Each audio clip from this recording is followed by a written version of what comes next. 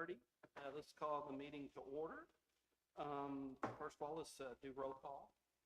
Amy, please. Baptist. Here. Steve Brown. Here.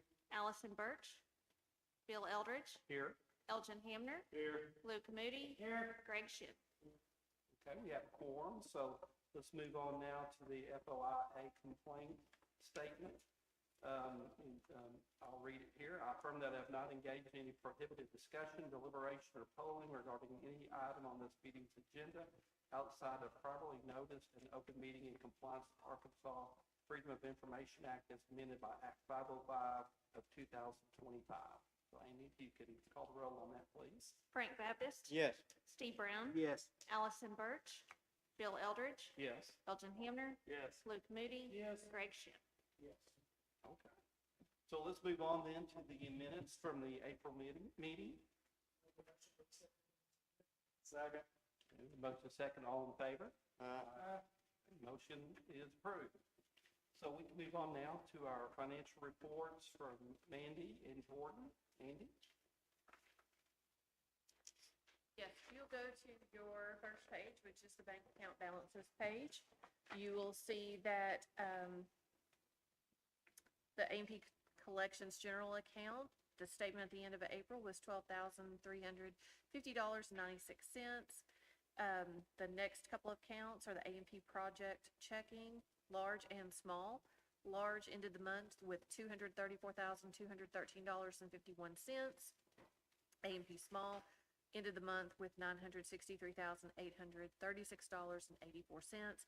Both of these accounts are where we're taking the Garrett contract out of. So you'll notice that they are continuing to dwindle because we're making payments on that contract. The next account is the A&P General Operating Checking. That ended April with a $166,171.74. And the Benton Focus Group / RV Park Checking, it ended the month with $854,042.83.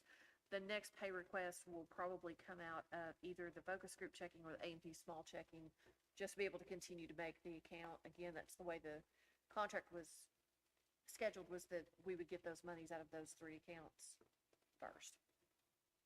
And then the last two accounts are the Benton Event Center operating and the savings. The operating ended April with $475,768.58, and the savings account ended April with $511,620.92. The next page will give you the collections account. When you look at the breakout between restaurants, food trucks, hotel, motel, convenience stores, and other, you'll see it was a 1.3% increase of March collections received in April over March collections received in April in 2025. The delinquency report would be I think it's a couple more pages in there. It's pretty much the same. It's been advertised in the paper as well. The delinquencies we're staying on top of those. We'll let you know if there's any that need to be taken before the full commission. Any questions for Mandy? We move on to Jordan. All right, we have the financial statements to review. You see the balance sheet there as of April 30th.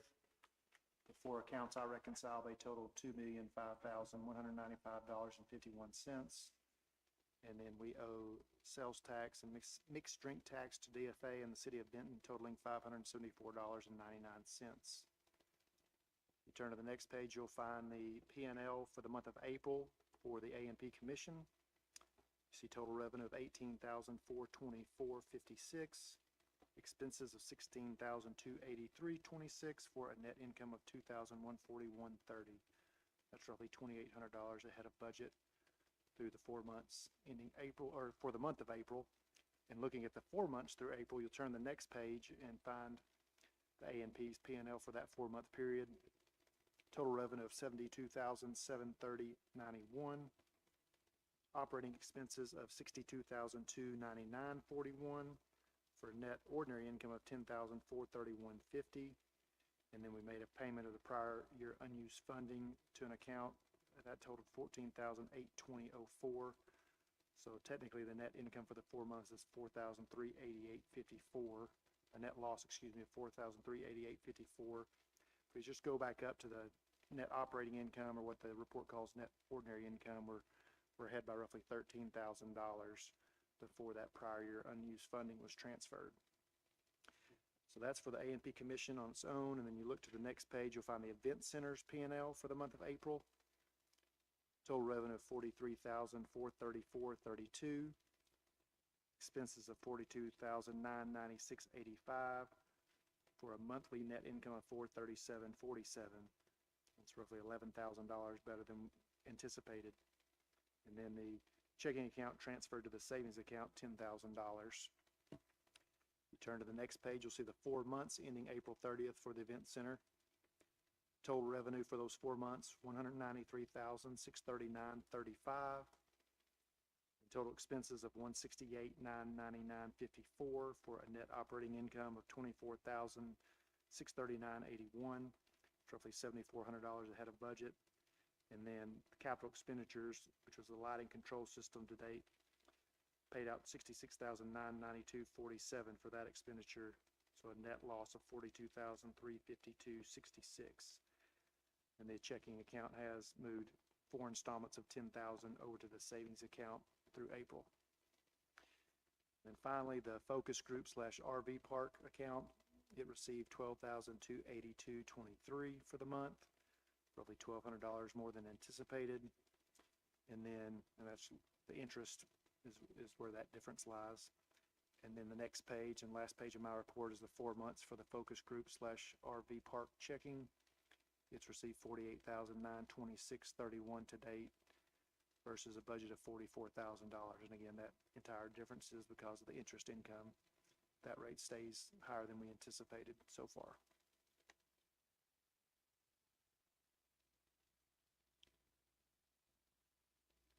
Okay, any questions for Jordan? We have a motion to accept financials. We have a motion second. All in favor? Any opposed? Motion carries. Thank you, Jordan, Mandy. Okay, let's move on to, we have a funding request. This is the first reading for the Saline County Fair and Rodeo. And let's see it here. It's in your packet.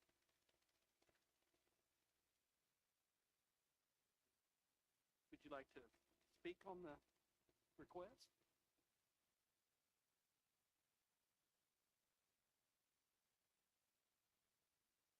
Okay. Okay, I'm Julie Kerr. Some of y'all already know. I'm the treasurer for the Saline County Fair Association. We are coming to you again to ask for, I think I put $6,500 this year for advertising and promotion for the Saline County Fair, which is September 8th through the 12th. We do use radio, Facebook, some of the, we really don't do TV ads, but we do My Saline and the Courier as well to help advertise. So we're just coming to ask again. Thank you. Any questions? Okay, this was first reading, and so next month we'll have a second reading and go with that. All right, thank you. Thank you.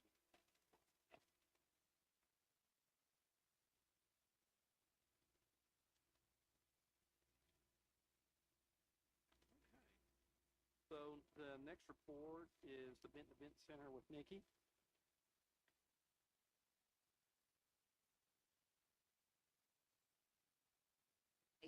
In your packet, you will find your event report. When we ended the April meeting, we had $1,065,434. And then in the last approximately 41 days, we've had 31 events. I will not run through all of these. I'll just kind of hit the highlights of a few. On April 9th, we had Chamber Bingo, and we had over 1,200 people there. We rolled right into the next day of having RDOT Women in STEM, which targeted high schoolers with women and connected them with women that work for RDOT who work in STEM. And then if you'll go about halfway down, you'll see 40 under 40 nursing awards. We had about 600 nurses nurses that received awards. This was an event that they didn't hold last year, but has come back this year, so we were excited about that. Then you'll see that we had the Chamber Business Expo with over 785 people. And then last night we held the Woodland Hills graduation with approximately 800 people. So 31 events, 5,925, bringing us to 1,071,359. Does anybody have any questions? That is a lot of events. Yes. Good deal. Okay, so let's move on now to the marketing report with Rachel.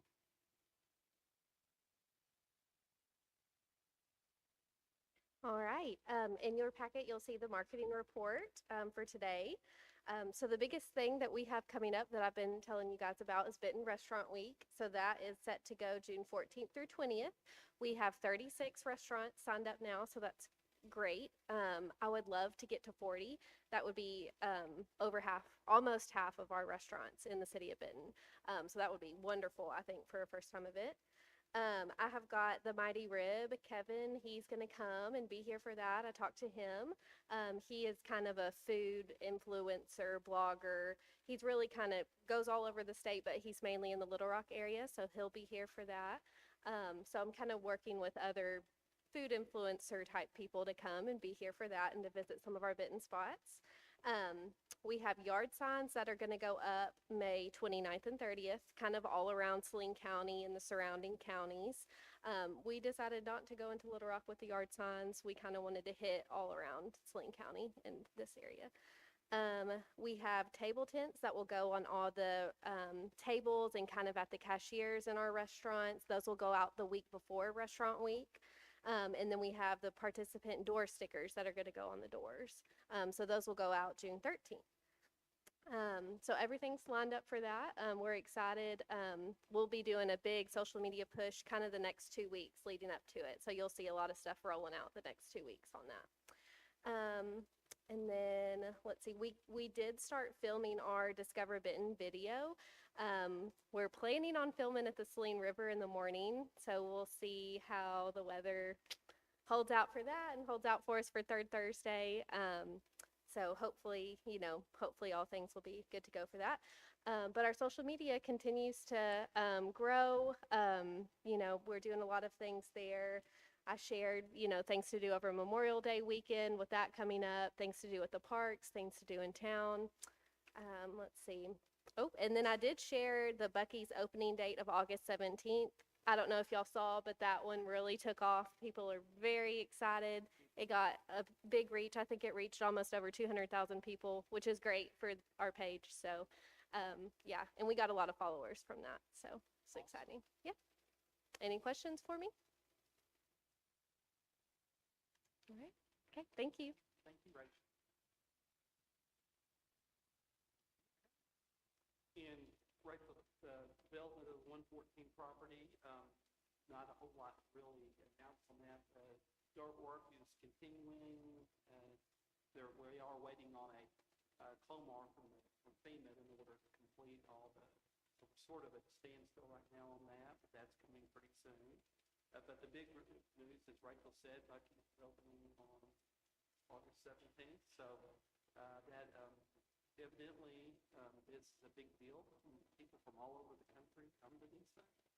And so we're going to, they say every hotel within like a 30-mile radius or whatever is full of that event. So the more it gets out there, the more that there are people that travel to all these grand openings. So we're going to have a lot of people. Yeah. Oh, here comes Matt. He's going to give us an update. So, just stop him from coming. So Buc-ee's just opened one in Ohio, and I sent, and I have the thing. So we pulled up the list of where everybody came from, and it's international. People came from Japan, people came from Australia, people came from Europe just to attend that groundbreaking. So this is not just going to be a local event. It's not just going to be something that, somebody from Texas or Oklahoma comes to. This potentially has to all over the world. I can go back and look, but it was a lot. it was a lot. So, I mean, and I say a lot, like more than 1,000. Like there were a lot of people there for that one, and international people and all that kind of stuff. So be prepared. And also, we have the ability now on our placer to be able to see income. So we'll be able to officially see this is the monthly jump in revenue. So we'll be able to kind of tout that and say, okay, this is what it was, and we'll know in September. So we'll have the August numbers, and in September we should hopefully see a bump from that opening day. So that'll be something fun that I can share with. I believe in y'all that right. same article, they said the first day in Ohio, they did $1 million. They did over $1 million in that first day. Yeah. So be ready. It's a lot of risk. Yeah, that is.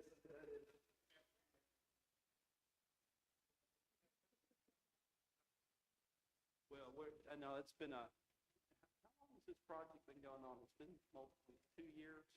So very exciting to see it come into fruition on that. So we look forward to that. We'll have a few meetings before that we can discuss. Okay. As we move forward. Okay. Our old business that we're going to look at is the funding policies and application. That's in your packet, and also Amy has emailed that out to everybody for review.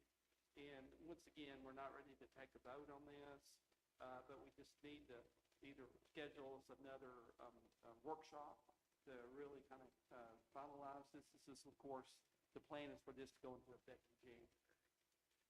One of the things that in the last, we were talking about it, I said, and we really wanted to stress a post-event, so we know how the event went.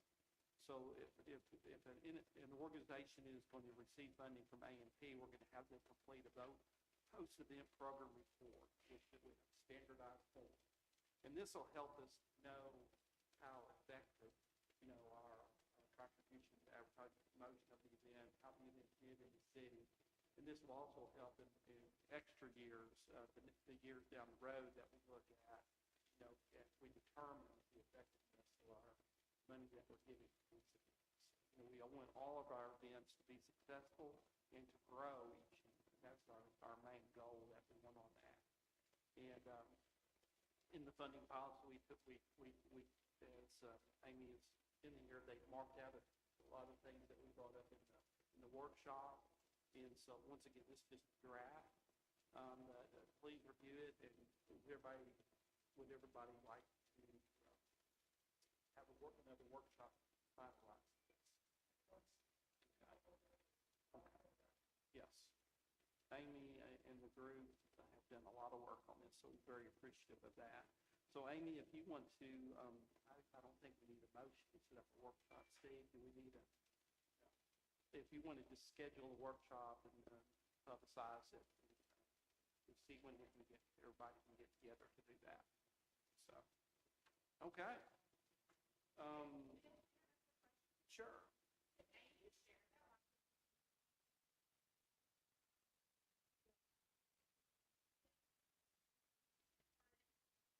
It's not going to be effective until January 1, so we will send it out to like this year's requesters, probably like in November, so that y'all can, make plans moving forward with your 2027 budget. At least that was one thing they talked about at the workshop. So, thank you, Amy. Okay, so this next business is the next meeting. It's June 10th. I appreciate everybody having A&P a week later this month. They had a conflict here at City Hall last Wednesday, so this worked out very well. So next meeting will be here before we know. It's coming up quick. So everybody good with that? Okay. Any other business? Okay.